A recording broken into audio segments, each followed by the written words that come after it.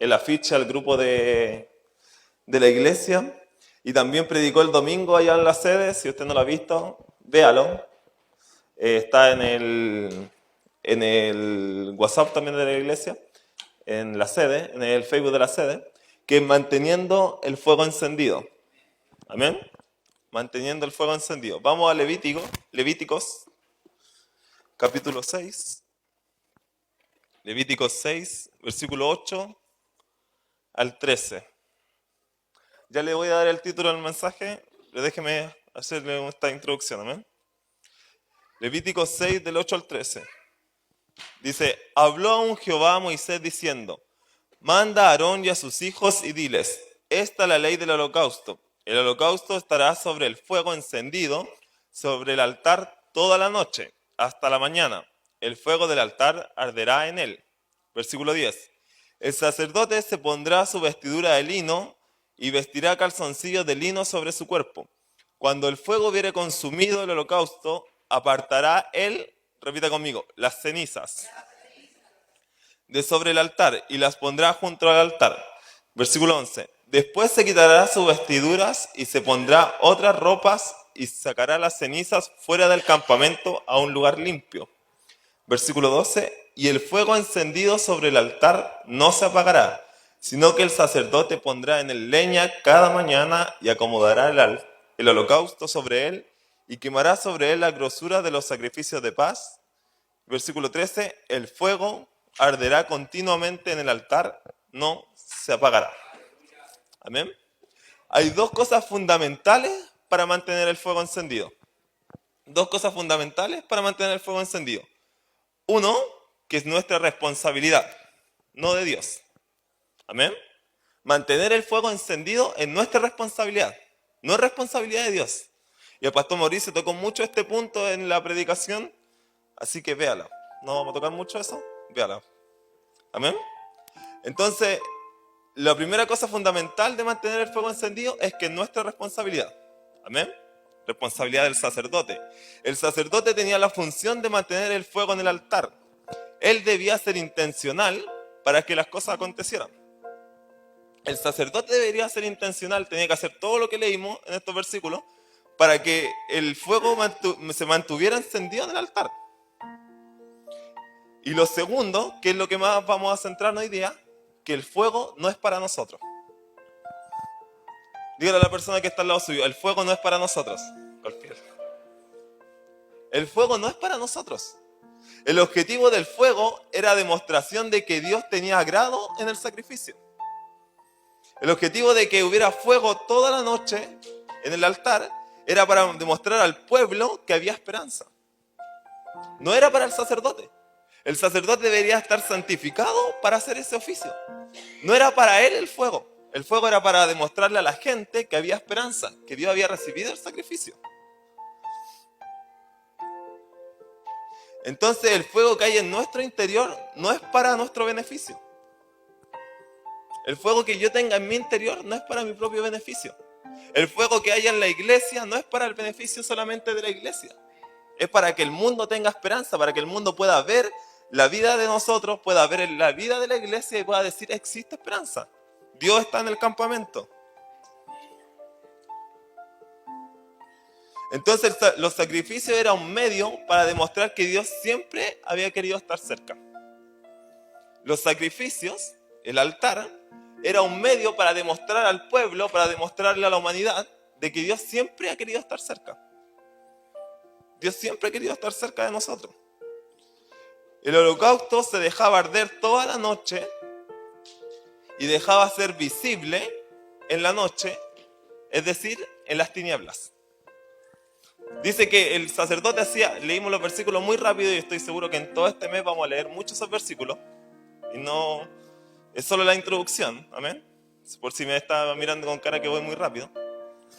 Y además que si no se van a empezar a equipar, a poner ahí la pelota, los que van a jugar la pelota. Me van a empezar a hacer así. Y dice que el fuego, el holocausto, el altar tenía que estar encendido toda la noche. Eso leímos. Entonces el altar tenía que estar encendido en la noche, y la noche representa bíblicamente las tinieblas. En Génesis dice que a a las tinieblas llamó noche. Entonces el fuego tiene que ser evidente en las tinieblas. Por eso que el fuego no es para nosotros mismos. El fuego es para que la gente vea que existe esperanza. Pero antes de todo esto, en Levíticos 6:10, son versículos que leímos, lo vamos a leer de nuevo, Levíticos 6:10, dice: y el sacerdote se pondrá su vestidura de lino y vestirá calzoncillos de lino sobre su cuerpo. Era como Superman, no sé. Vestirá calzoncillos de lino sobre su cuerpo, y cuando el fuego hubiera consumido el holocausto, apartará él las cenizas de sobre el altar y las pondrá junto al altar. Versículo 11. Después se quitará sus vestiduras y se pondrá otras ropas, y sacará las cenizas fuera del campamento a un lugar limpio. Eso es lo que yo quiero tocar el día de hoy, las cenizas. Porque yo estoy seguro que mucho en este mes se va a hablar del fuego. Pero aquí estos versículos empiezan como de atrás para adelante, los versículos que leímos. Dice de que el altar tiene que estar encendido toda la noche, después dice que él va a sacar la ceniza con la vestidura de lino, después se va a cambiar la vestidura de lino y va a sacar las cenizas fuera del campamento, y después dice que va a poner leña y va a hacer todo el proceso de nuevo. Entonces, para que el fuego no se apague, para poder comenzar con todo el ritual, primero tenemos que sacar las cenizas. Primero tenemos que sacar las cenizas del altar. Y entendiendo que el altar somos nosotros. El altar somos cada uno de nosotros. Dígale a la persona que está al lado suyo: tú eres un altar. Cada uno de nosotros es un altar. Y es imposible que siga habiendo fuego si existen cenizas de cama. No puede haber fuego si existen unas cenizas de cama. ¿Ha visto los asados cuando están las cenizas? Algo que más nos representa a nosotros. ¿No? Entonces, no puedes pensar hacer fuego sin antes darle atención suficiente a las cenizas. El trabajo de apartar las cenizas también es de nosotros. El trabajo de mantener el fuego es del sacerdote, y el trabajo de apartar las cenizas también era del sacerdote. Ahí en esos versículos que leímos lo dice. Con las cenizas no nos podemos hacer los locos. Y como cristianos tenemos esa mala cultura de hacernos los locos. ¿Entiendes ese término, cierto? De hacernos como que no pasa nada. Tenemos esa mala cultura. No sé, alguien se enoja con otro hermano y no le dice nada. Y cuando alguien le dice: hermano, ¿sabe que me ofendí por esto, otro? ¿Se ofendió? Nos sorprende. Porque como cultura cristiana no hacemos eso. No es algo común. Tenemos como cultura hacernos los locos. Entonces, ¿qué son las cenizas? Las cenizas son lo que nos impide que un nuevo fuego venga. La ceniza es lo que impide que un nuevo fuego venga. Pero lo mejor de todo, la ceniza también es el resultado de la exposición a un fuego anterior. Porque no puede haber cenizas sin antes no hubo fuego. La ceniza es un resultado de que en algún momento hubo fuego. Y eso es lo más maravilloso. Entonces es muy bueno que existan cenizas. Es muy bueno que existan cenizas. Y ya vamos a ir entendiendo mejor qué significa la ceniza. Es muy bueno que existan cenizas porque eso revela que existió un fuego. Si yo veo cenizas en mi altar, si yo veo cenizas en mi vida, significa que en algún momento hubo fuego. Lo malo es no darle la atención suficiente a esa ceniza. Eso es lo malo. Y es ahí donde entramos al mensaje del día de hoy. Si usted está tomando nota, el mensaje se llama La hipocresía que Jesús ama. Yo sé que usted escuchó el título y pensó: ¿qué va a hablar el hermano? Pero déjeme avanzar. El título es La hipocresía que Jesús ama.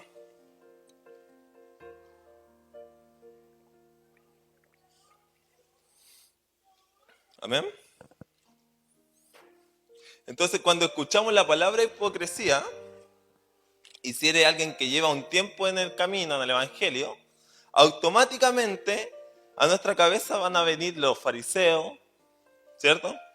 Los escribas, los doctores de la ley, esas personas que conocían del Evangelio, esas personas que manejaban la Escritura en el momento de Jesús, ¿cierto? Si nosotros decimos hipocresía en la Biblia, fariseo, es lo que nos viene automáticamente a la cabeza. Son los religiosos de la época de Jesús. Juan el Bautista los trató de hipócritas, sepulcros blanqueados. ¿Cuál otro más? Generación de víboras. ¿Qué más? Sepulcro blanqueado, gente que mata a sus profetas, que tienen los oídos tapados. No lo dijo con esas palabras, pero algo así dijo. Incircunciso de corazón, que acomodan la palabra a su propio beneficio, que matan a los hombres de Dios, que abusan de la viuda, de los huérfanos. Todo eso, Juan el Bautista y en algunas ocasiones Jesús le dijo a los fariseos. Entonces nosotros cuando hablamos de la hipocresía que ama Jesús, ¿qué? ¿Jesús va a amar eso? Vamos avanzando. Vamos a Lucas 11:37.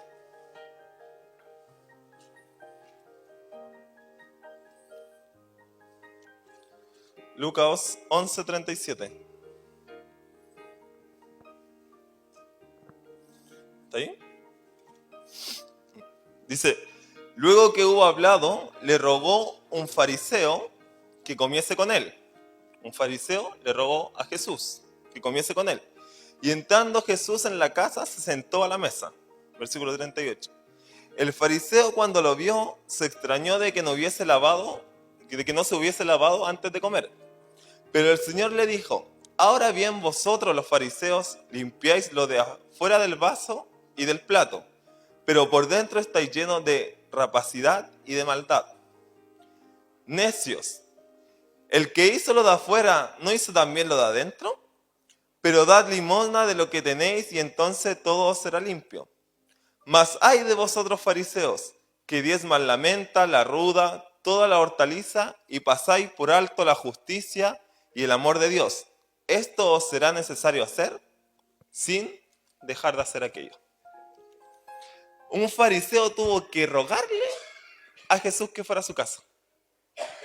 Así dice el versículo. En el versículo 37 dice, luego que hubo hablado, le rogó un fariseo que comiese con él. Quédese con eso. La escena muestra a un Jesús evidentemente incómodo en esa casa.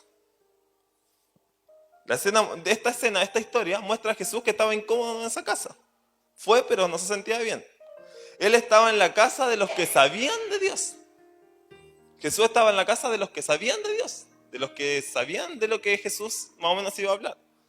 Jesús va voluntariamente a la casa de los pecadores. ¿Se acuerda de esa historia cuando se encuentra con Zaqueo? Y le dice, ¿me es necesario ir a tu casa? Esa es una de tantas historias donde Jesús va voluntariamente a la casa de los pecadores. Pero un fariseo le tiene que rogar a Jesús para que vaya a su casa. Y déjeme ir haciendo la línea del mensaje, porque quizá usted está diciendo, entonces usted me está diciendo que yo soy pecador, para que Jesús esté en mi casa. Tranquilo, vamos avanzando. Entonces Jesús intencionalmente no se lava las manos. Dice que Jesús le ruega, o sea, el fariseo le ruega que vaya a la casa, Jesús va a su casa y dice que le llama la atención que Jesús no se lavó para comer. Intencionalmente Jesús no hizo eso. Y ahí empieza a confrontar a los religiosos. Los fariseos ponían un énfasis excesivo en lo exterior. Los fariseos ponían un énfasis excesivo en lo exterior.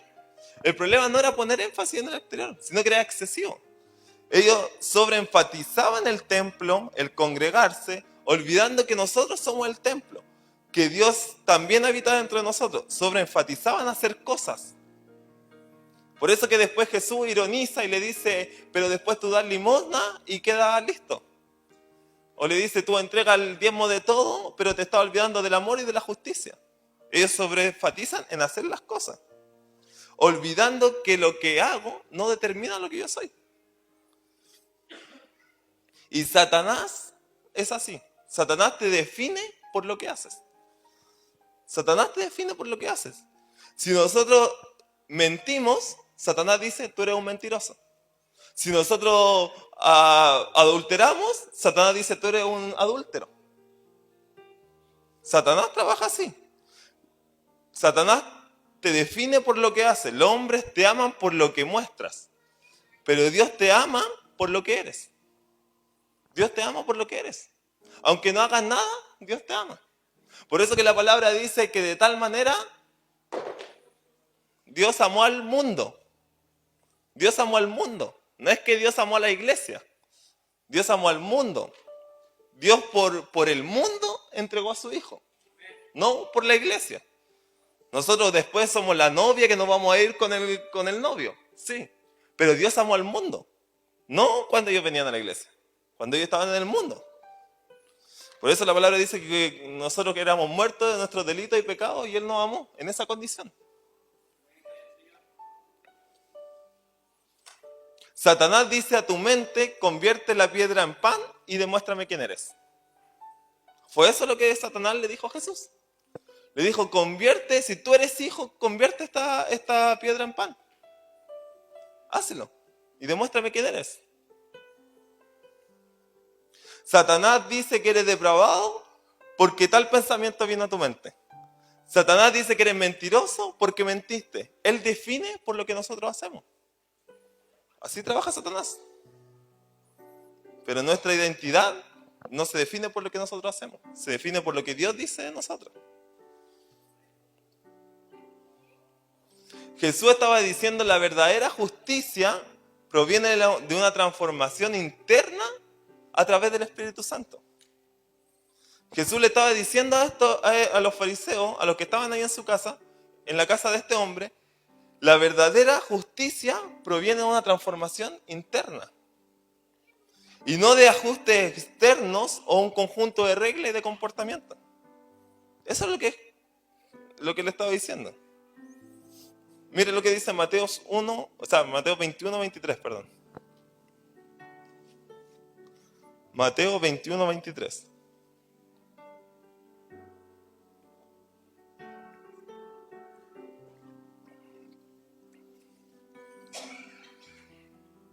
Amén. ¿Lo encontraron?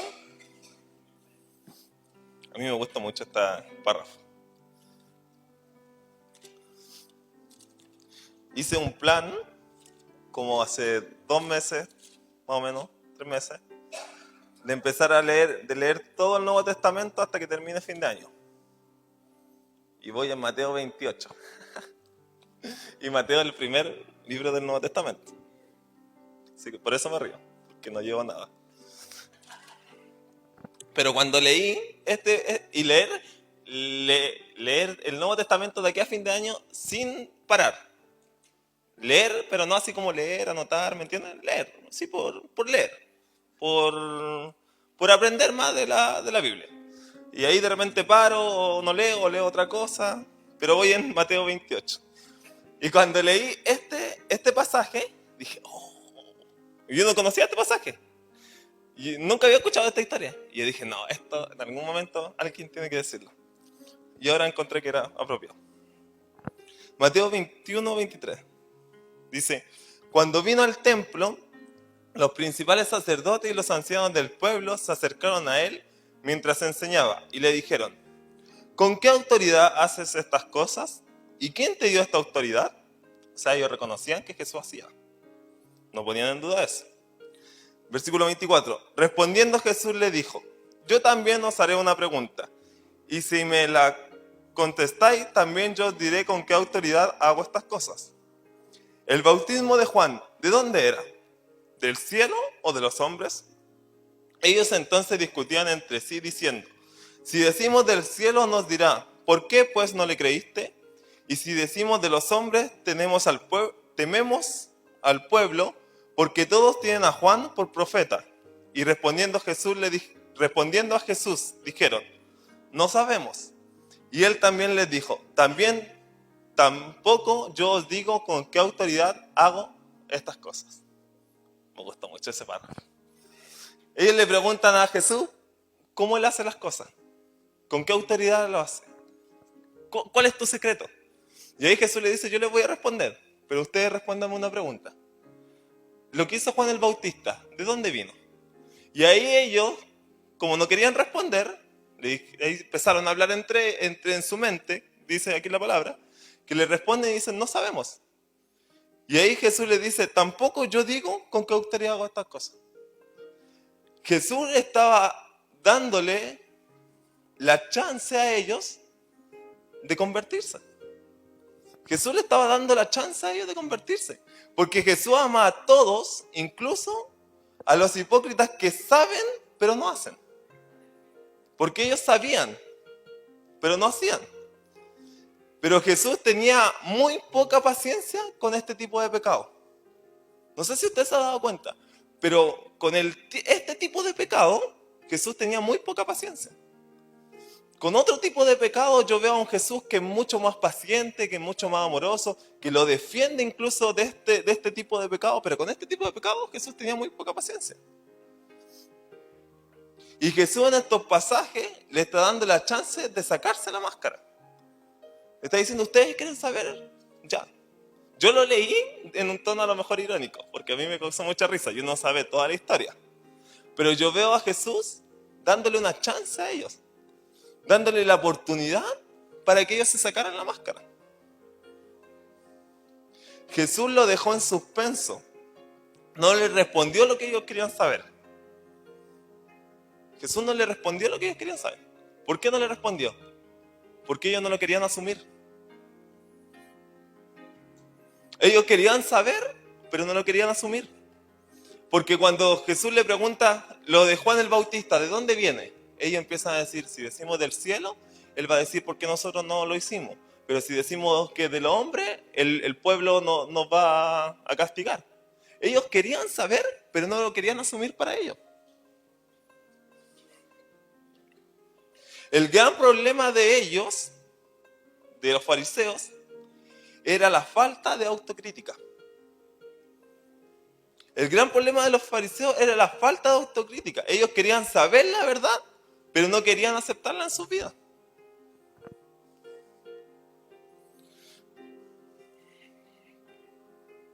Mire lo que dice Mateo 11:19.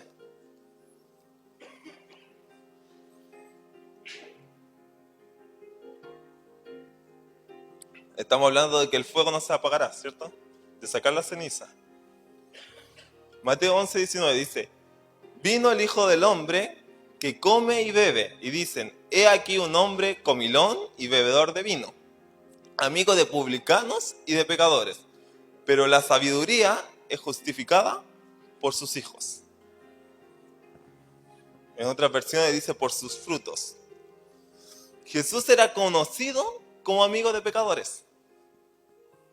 Jesús era conocido como amigo de pecadores. Y como Jesús es el mismo ayer, hoy y por los siglos, nuestro Dios es un amigo de pecadores. Nuestro Dios es un amigo de pecadores. Eso está bueno como para una polera así. Mi Dios es amigo de pecadores. Dios es amigo de pecadores. Nuestro Dios, al que nosotros adoramos, al que nosotros le decimos santo, glorioso, tú eres digno, el único que va a hacer todas las cosas, todo por ti, de ti, para ti, Él es amigo de pecadores. Para que las personas dijeran que era comilón y bebedor, o sea, significa que Él pasaba tiempo con ellos. No era que los visitaba una vez, era que estaba ahí en el grupo. Lucas 6:41. Vamos a llegar a la hipocresía que Jesús ama, ¿ven? Ese es el objetivo. Lucas 6:41 dice, ¿está bien? ¿Por qué miras la paja que está en el ojo de tu hermano y no echas de ver la viga que está en tu propio ojo? ¿O cómo puedes decir a tu hermano, hermano, déjame sacar la paja que está en tu ojo, no mirando la viga que está en el ojo tuyo? Hipócrita, saca primero la viga de tu propio ojo y entonces verás bien para sacar la paja que está en el ojo de tu hermano. El problema no es preocuparse del otro. Aquí el énfasis, Jesús nunca dijo no saques las cosas que están en el ojo de tu hermano. Nunca dijo eso.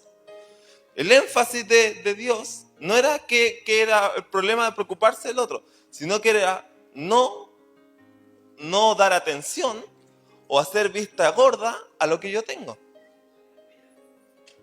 Jesús no está, ¿cómo se puede decir? No está rechazando el que nosotros nos preocupemos de otros, claro que no. Pero lo que está rechazando es hacer vista gorda a lo que tengo yo. Y esto me lleva a algo, a que tenemos que evitar la comparación. Yo sé que es muy difícil, yo constantemente tengo que estar evitando la comparación en mi vida, en compararme con otros. ¿Por qué? Porque si nosotros caemos en la tentación de la comparación, vamos a caer en dos cosas. O nos vamos a poner debajo de lo que nos estamos comparando, o nos vamos a poner encima de lo que estamos comparando. O vamos a decir yo soy menos, o yo voy a decir yo soy más. Ese es el problema de la comparación. Miren lo que dice Mateo 6:22. Antes que lo ponga Luis, no lo pongas todavía. Quería hacer un paréntesis. Si algún día, por esa casualidad de la vida, no viene al culto, vea las prédicas en Facebook. Vea las prédicas en Facebook. Si el líder, lo de los días martes, está en nuestro WhatsApp. Si no el líder, hable con el pastor y el pastor quiere saber lo de los martes y si lo autoriza. Pero las otras prédicas, viernes y domingo, están en el Facebook. Entonces véalas cuando no venga. ¿Por qué? Para que sepa lo que el Espíritu Santo está hablando a la iglesia. Amén. Porque nosotros no nos ponemos de acuerdo de qué vamos a predicar. Si Dios da un tema, todos vamos debajo de ese tema. Pero el Espíritu es el que alinea todas las cosas. El pastor me dijo esta semana, Gerson predica el viernes, está este tema, y yo le dije el tema que iba a predicar. La hipocresía que Jesús ama. Yo ya tenía el tema de antes de que Dios diga de mantener el fuego encendido. Entonces escucha en Facebook, ese es un auspicio, escucha en Facebook para que sepa lo que el Espíritu está hablando. ¿Amén? Amén. Entonces, Mateo 6:22. Dice, la lámpara del cuerpo es el ojo. Así que si tu ojo es bueno, todo tu cuerpo estará lleno de luz. Versículo 23. Pero si tu ojo es maligno, todo tu cuerpo estará en tinieblas. Así que si la luz que hay en ti es tiniebla, ¿cuánto no serán las mismas tinieblas? Hay cosas dentro de nosotros que creyendo que son luz, en verdad son tinieblas. Y eso es porque nuestro ojo no está bien calibrado. Nuestro ojo, no el ojo de mi hermano cuando me mira. Mi ojo no está bien calibrado, por eso hay cosas que yo pienso que son luz en mi vida, pero en verdad son tinieblas. Y nuestro ojo es calibrado con el fuego. Nuestro ojo es calibrado con el fuego. Cuando los versículos que estábamos leyendo antes, que decía la viga en el ojo, la paja en el ojo del hermano, ¿cierto? En otras versiones dice la madera, o dice el palo, y en todo eso siempre habla de cosas de madera. No hace la ilustración con un metal, hace la ilustración con algo que se quema. Hace la ilustración con algo que si está al fuego en algún momento se consume y se va. Algo que se enciende. ¿Y qué es tiniebla? Tiniebla es una distorsión de la verdad. Eso es tiniebla. Una distorsión de la verdad. Entonces hay cosas que yo tengo dentro de mi vida que yo creo que son luz, pero como están distorsionadas, en verdad no son luz, son tinieblas.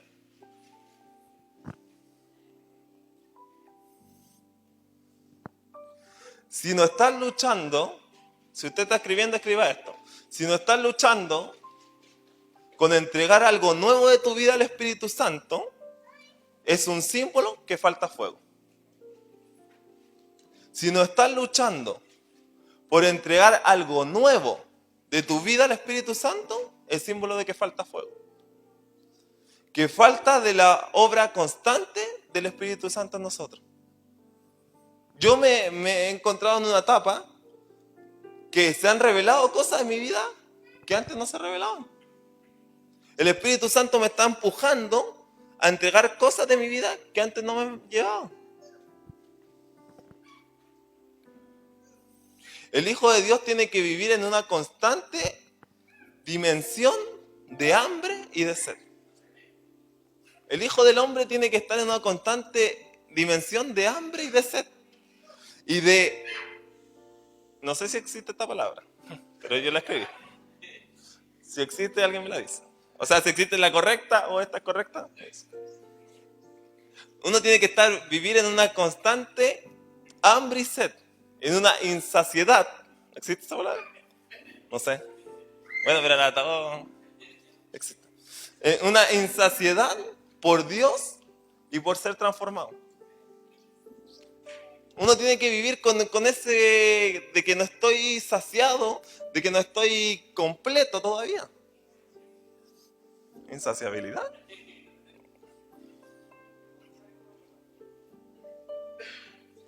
¿Sabe cuando Jesús dice, vengan a mí y beban?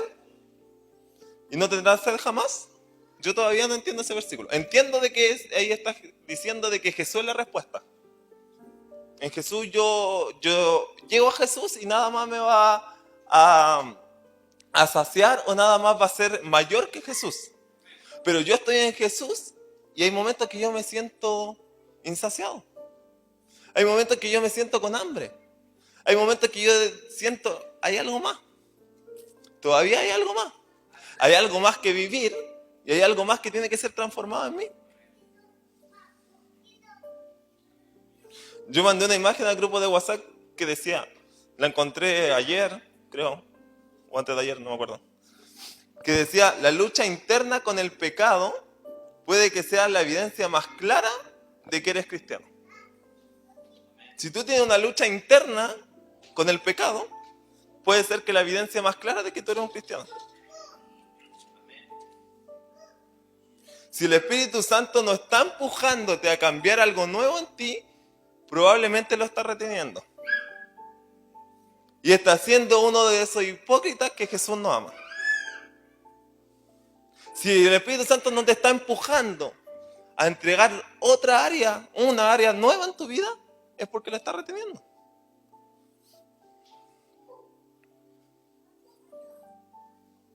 Hipocresía se refiere al acto de afirmar en creer en algo, pero actuar de una manera diferente. La palabra deriva del término griego que se usa para actor, uno que usa máscara.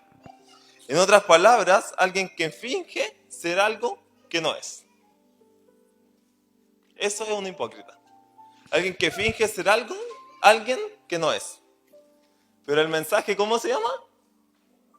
La hipocresía que Jesús ama. Entonces, ¿cómo Dios puede amar la hipocresía? ¿Cómo Dios puede amar la hipocresía? Si estamos hablando que la hipocresía es alguien que finge algo que no es. Mire lo que dice Oseas, si lo puedes poner en la NBI, por favor, Luis. Oseas 1, 2 y 3.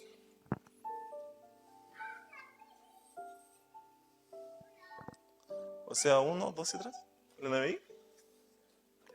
Dice, la primera vez que el Señor habló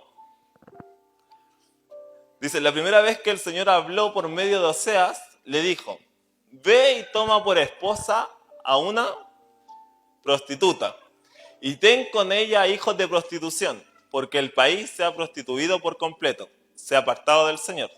3. Oseas fue y tomó por esposa a Gomer, hija de Diblaim, y la cual concibió y le dio a luz un hijo. ¿Cuántos hombres de Dios hay aquí? Solteros. ¿Solo? Bueno, supongamos que todos somos solteros. Para acompañarme. ¿No levantaste la mano? No levantó la mano.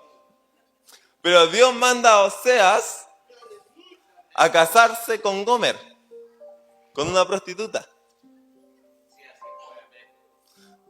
Dios dice que la primera vez que habló con Oseas, a través de Oseas, le dijo, ande, cásate con una prostituta. Imagínense. Dice, ande, cásate con una prostituta para mostrar que la condición del pueblo. para revelar el carácter de Dios. Dios, ¿por qué manda a Oseas que se case con Gomer, con una prostituta?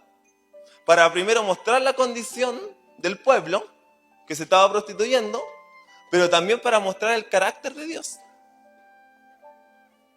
Para mostrar el carácter de Dios. Porque imagínate, tú tienes un hijo, Oseas, hijo de Dios, Oseas, el que era siervo de Dios, Oseas, que era el representante de Dios en el momento. Le dice, tú, que eres tan especial para mí, anda y cásate con una prostituta. Hay dos historias que a mí me llaman mucho la atención. Una, que un profeta, Dios lo mandó a que estuviera desnudo. No sé cuánto tiempo, no sé qué profeta es, no me pregunten ni cuánto tiempo. Isaías, un año que estuviera desnudo. Imagínate, un año desnudo. Y la otra era esta. Un profeta, un hombre de Dios, que se casó con una prostituta, por ordenanza de Dios. Dios ama cuando nosotros le estamos dando la espalda. Dios ama cuando nosotros le estamos dando la espalda. Dios ama cuando nosotros le estamos dando la espalda. Dios ama al mundo, entregó a su hijo, aunque ellos le den la espalda. Dios ama al pueblo de Israel, aunque ellos se estaban prostituyendo, como Gomer.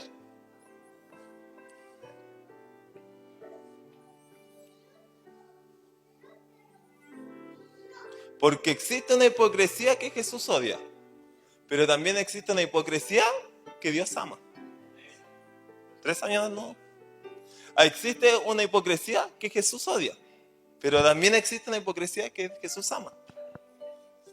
Gomer se fue con sus amantes, en el capítulo 2 no lo vamos a leer, pero Gomer se fue con sus amantes y no conoce a quien la amó sin importar su condición.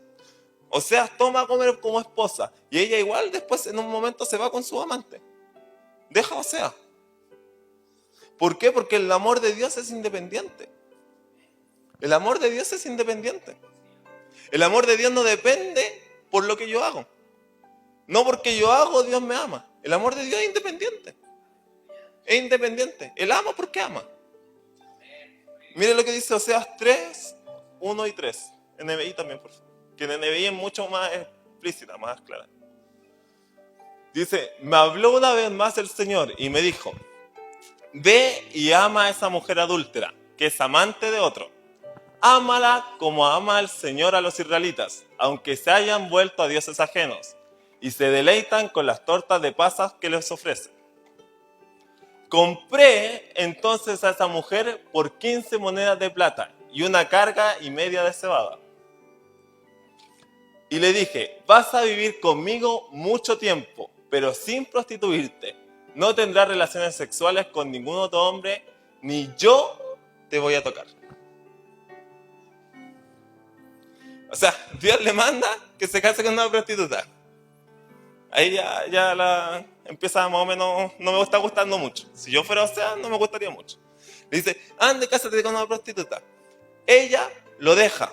Y después de que lo deja, le dice, anda y vuélvete a ella. Anda a buscarla, aunque ame a otro, aunque esté con amante. Anda a buscarla. La va a buscar, más encima tiene que pagar por algo que se supone que era de él. Y aún así, Dios le dice, y no la vas a tocar. No está bonito eso. Dios le dice, ve y vuelve a amarla, aunque sea amante de otro. Ámala como el Señor ama a sus hijos. Ámala en su hipocresía. Dios le dice, ámala en su hipocresía. Ámala aún que ella está haciendo lo que no debe.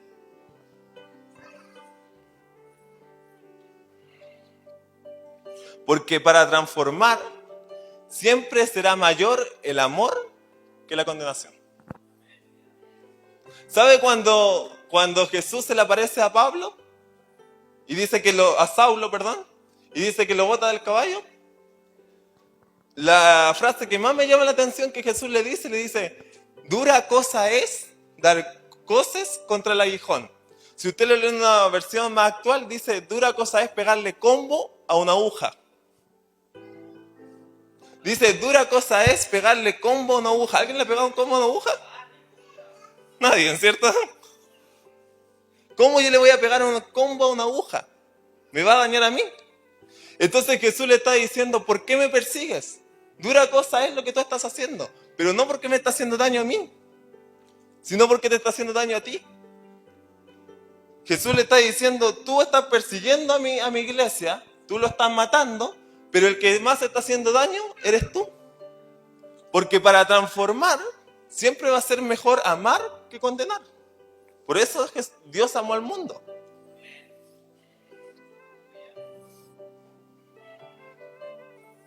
Entonces lo que hoy te quiero decir es que aunque tú te veas como un hipócrita, porque así yo me veo muchas veces. Yo así me veo muchas veces. Porque si hipocresía es decir que yo creo algo y no hago lo que yo creo, estoy siendo hipócrita. Dios no te ve como hipócrita. Dios no te ve como hipócrita. Él quiere que seamos totalmente coherentes de lo que creemos, decimos y hacemos. Dios quiere que seamos totalmente coherentes. Quiere ver uno que a ojos humanos podríamos decir que es un hipócrita, que Jesús amó. El discípulo que he usado para todos los ejemplos buenos y malos. Peter. Pedro. Déjeme tomar agua.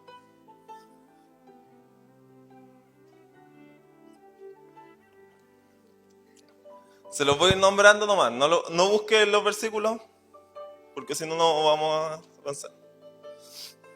Numeritos de Pedro. Si usted está anotando, ponga numeritos de Pedro. Como no está, no se puede defender. Condoros de Pedro. Pedricosas.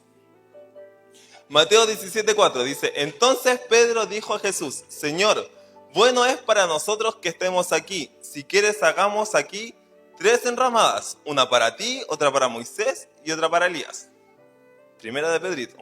Hagamos una enramada para nosotros, hagamos una casa aquí, quedémonos aquí. Los otros discípulos da lo mismo, el plan de Dios da lo mismo, quedémonos aquí. Otra de Pedro, Juan 13:6. Entonces vino a Simón Pedro y Pedro le dijo, Señor, la pastora habló de esto, creo que la última vez que predico, no me acuerdo. Si no, véalo en Facebook. Dice, entonces vino Simón Pedro y Pedro le dijo, Señor, ¿tú me lavas los pies? Respondiendo Jesús le dijo, lo que yo hago tú no lo comprendes ahora, mas lo entenderás después. Pedro le dijo, no me lavarás los pies jamás. Jesús le respondió, si no te lavaré, no tendrás parte conmigo. Y aquí la respuesta de Pedro. Y le dijo Simón Pedro, Señor, no solo los pies, sino también las manos y la cabeza. Báñame. Juan 18:10. Entonces Simón Pedro, que tenía una espada, esta toda la conocemos, la desenvainó y hirió al siervo del sumo sacerdote y le cortó la oreja derecha. Y el siervo se llamaba Malco. Jesús entonces dijo a Pedro, mete tu espada en la vaina. La capa que el Padre me ha dado, ¿no la he de beber? La copa, perdón. Aquí es la copa. Lucas 22:33. Él le dijo, Señor, dispuesto estoy a ir contigo no solo a la cárcel, sino también a la muerte. Ese es Pedro. Mateo 26:57. Lo que prendieron a Jesús le llevaron al sumo sacerdote, Caifás. ¿Este lo tiene poniendo? Oye, le dije que no lo buscara porque si no, no vamos a alcanzar. Mateo 26:57. Este sí, por favor. Gracias. A ver, que tenía que ser rápido, si no, no. Mateo 26:57 dice, los que prendieron a Jesús le llevaron al sumo sacerdote Caifás, a donde estaban reunidos los escribas y los ancianos. ¿Amén? Los escribas y los ancianos, los hipócritas. Mas Pedro le seguía de lejos hasta el patio del sumo sacerdote y entrando se sentó con los alguaciles para ver el fin. Por un lado Jesús los lleva donde estaban los hipócritas, los fariseos y los escribas. Pero por otro lado Pedro estaba ahí mirando lo que a Jesús le estaba pasando. Aquí está hablando de todo lo que le pasó a Jesús en su último tiempo.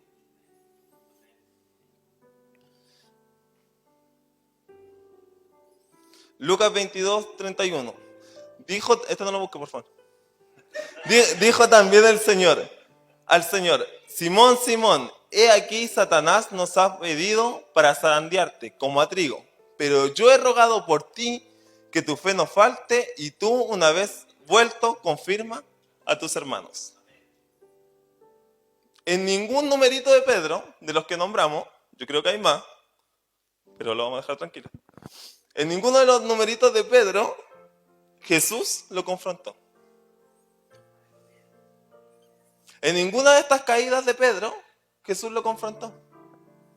En ninguna de estas caídas de Pedro, Jesús le dice: ¿qué estáis haciendo? Cuando sacó la espada y cortó la oreja, Jesús no le dijo: trae la espada, te va a cortar un dedo a ver si... No. Jesús nunca hizo nada de eso. Jesús nunca le sacó en cara. Nunca lo llamó de hipócrita. Nunca lo llamó de sinvergüenza. Incluso dice que estaba orando por él.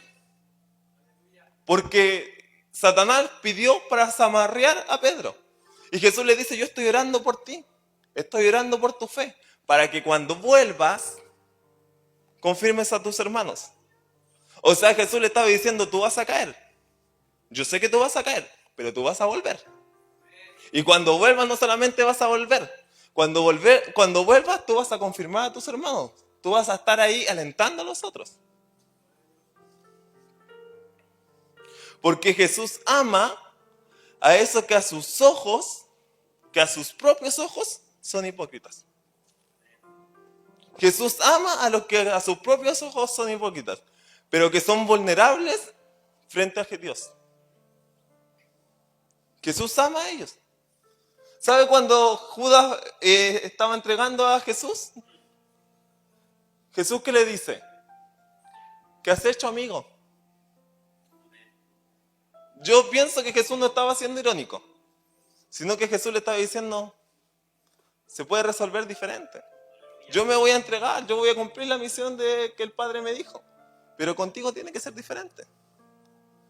Solo en una ocasión Jesús confrontó la hipocresía de Pedro. Mateo 16, 22. Tengo que correr o si no... Mateo 16, 22 dice: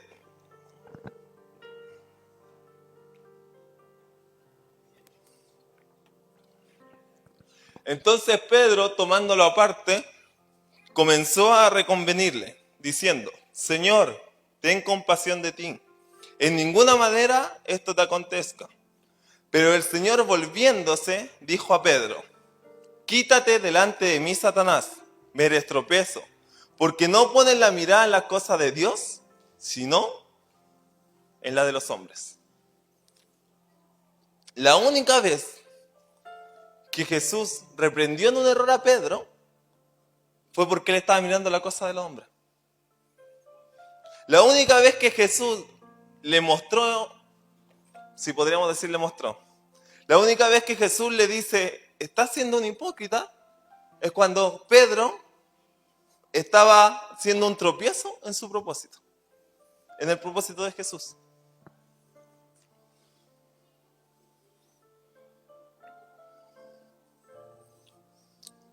Vamos a Mateo 21, 28.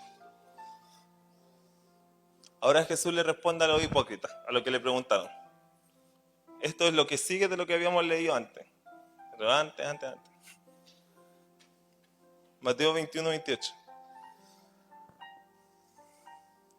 Dice: ¿pero qué os parece?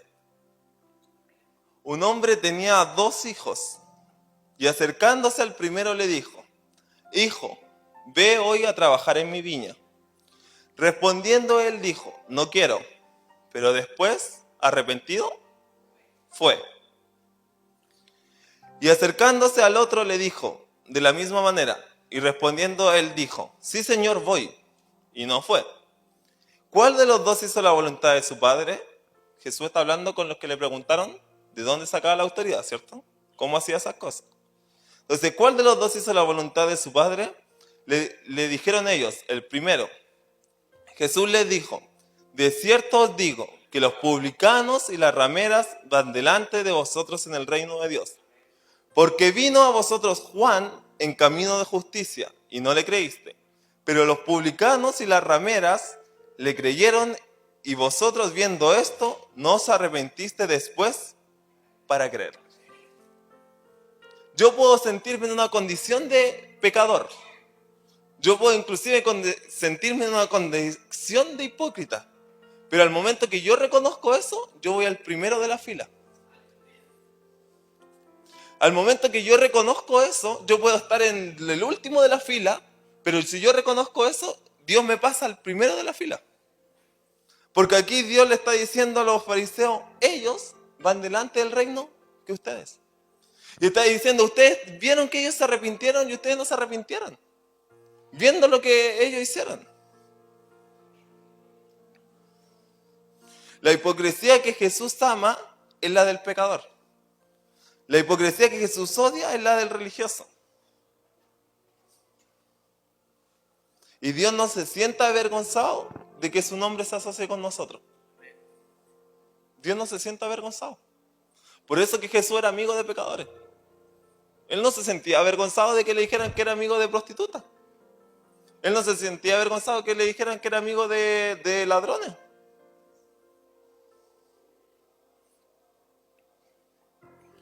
Segunda de Corintios 7:10.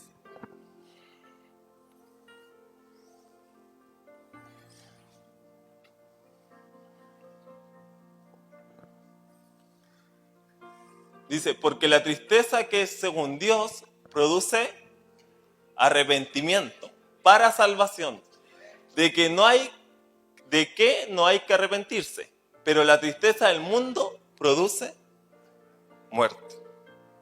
Existe una tristeza que Dios pone en nuestro corazón que es para producir cambio. Por eso yo le decía que nosotros tenemos que estar en una dimensión de constante insaciedad. Eso lo produce Dios, eso lo produce el Espíritu Santo para producir cambios, para sacar las cenizas de nuestro altar. Si al mirarte a ti ves una cantidad importante de cenizas, déjame decirte que vas por buen camino. Si al mirarte a ti ves una cantidad importante de ceniza, de errores, déjame decirte que vas por buen camino. Porque eso quiere decir de que no hay venda en tus ojos. Eso quiere decir de que no hay venda en tus ojos. Es al contrario de lo que nos dice el mundo. Por eso que el mensaje se llama la hipocresía que Jesús ama. Porque si yo veo a una persona que un día dice una cosa y al otro día hace la cosa contraria a lo que dijo, ¿yo qué digo? Es hipócrita. Es hipócrita. Pero si esa hipocresía yo la reconozco mi condición, yo voy al primero de la fila. Entonces no debemos vernos con tristeza para condenación. No debemos vernos con tristeza para condenación, sino que para transformación, sabiendo lo que Cristo hizo, teniendo conciencia de nuestra nueva naturaleza. Y este mensaje viene con el objetivo de sacar la culpa. De sacar la culpa. Si tú estás viendo mucha ceniza en tu vida, vas por buen camino. Si tú no ves ningún error en tu vida, estás muy mal camino.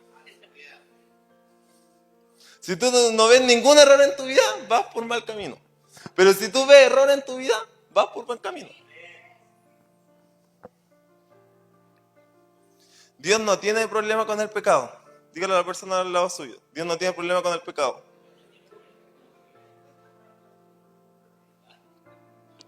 Hermana, si me trae un poquito de agua. Dios no tiene problema con el pecado. Dios tiene problema con que nosotros pequemos. Disculpe, no me habló. Dios no tiene problema con el pecado. Dios tiene problema con que nosotros pequemos. Por eso nosotros tenemos que vivir con esta conciencia. Con la conciencia de lo que hizo Cristo. Con la conciencia de nuestra nueva naturaleza.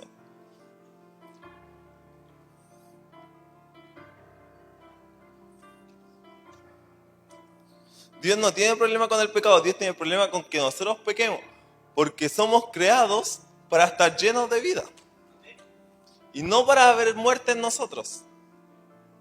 Eso. Estamos creados para estar llenos de vida, no para que haya muerte en nosotros. Y el pecado es muerte. La paga del pecado es muerte. Yo peco, hay muerte en mi vida. Ese es el problema. Dios no tiene problema con el pecado. Dios odia el pecado porque el pecado en sí nos trae daño. El pecado en sí nos trae daño. Por eso que Dios odia el pecado. El pecado daña lo que Dios más ama, que somos nosotros.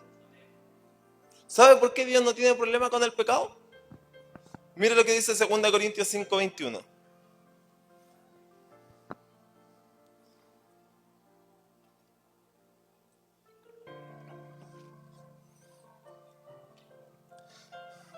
Al que no conoció pecado, por nosotros lo hizo pecado. Al que no conoció pecado, está hablando de Jesús, por nosotros lo hizo pecado, para que nosotros fuésemos hechos justicia de Dios en él. Dios no tiene problema con el pecado, porque Jesús resolvió ya el pecado.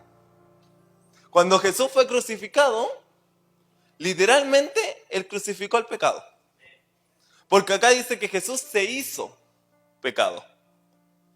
No fue solamente que Él absorbió el pecado. Jesús no cometió pecado. Él se hizo pecado. Él era pecado cuando estaba en la cruz. Entonces literalmente Él crucificó el pecado. Por eso que Dios no tiene problema con el pecado. Y nosotros no deberíamos tener problema con el pecado. Nuestro problema no es el pecado. Nuestro problema somos nosotros. Nuestro problema es nuestra naturaleza. Nuestro problema es nuestro deseo. Nuestro problema es nuestra concupiscencia. Nuestro problema son las maldiciones generacionales. Nosotros el problema, no el pecado. El problema no está afuera. El problema está adentro. Entonces, ¿por qué seguimos pecando? Porque vivimos con una conciencia de pecado. No vivimos con la conciencia de nuestra nueva vida en Cristo. De que somos nueva criatura. Yo tengo que levantarme cada día sabiendo que soy vencedor. Yo tengo que levantarme no diciendo hoy día no voy a pecar. Yo tengo que levantarme diciendo yo ya soy vencedor. Jesús ya venció el pecado. Y si el pecado no es problema para Dios, tampoco tiene que ser para nosotros. Si el pecado no es problema para Dios, tampoco tiene que ser para nosotros.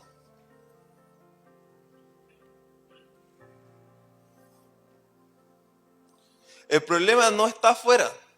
El problema está en nosotros. El problema es que no sacamos las cenizas del altar.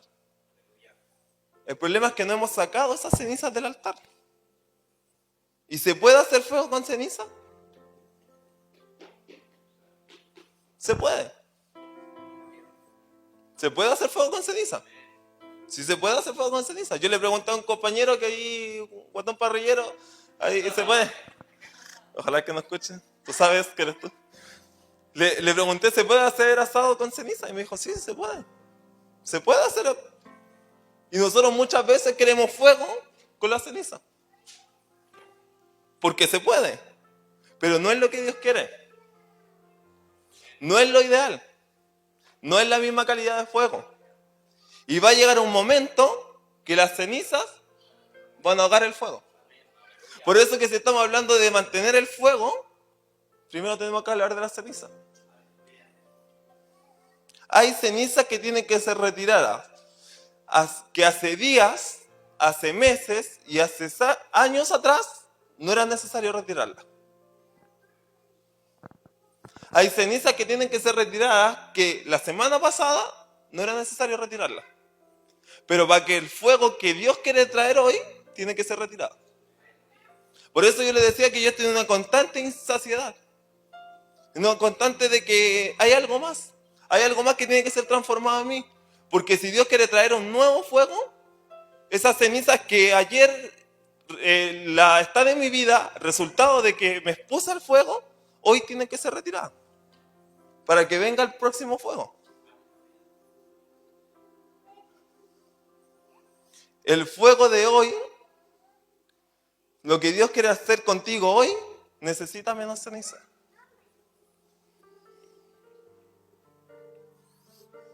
Póngase en pie.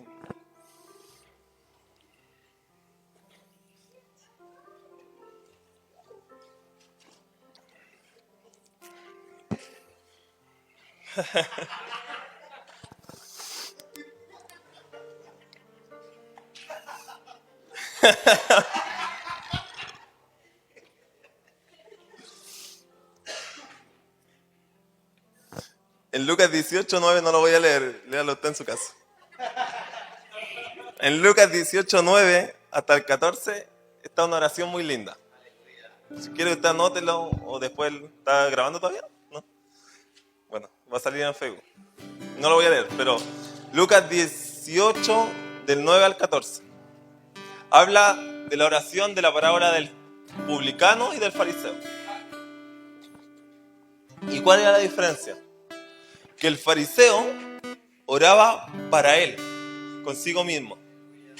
El fariseo estaba orando para él mismo y para los demás. Pero el publicano oraba para Dios y para él mismo. El fariseo primero llevaba su oración a él y después a los demás. Y dejaba fuera a Dios de esa ecuación. Y el publicano oraba para Dios y para él. Entonces, hipocresía no es fallar. Hipocresía no es fallar, todos nosotros fallamos. Muchos hermanos que no están hoy día con nosotros es porque han fallado. Y porque Satanás les dice que son hipócritas.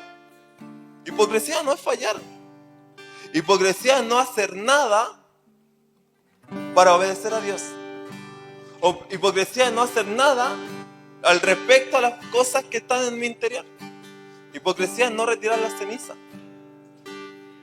Adore, póngase a cuenta con Dios, haga lo que usted tenga que hacer, porque yo ya terminé.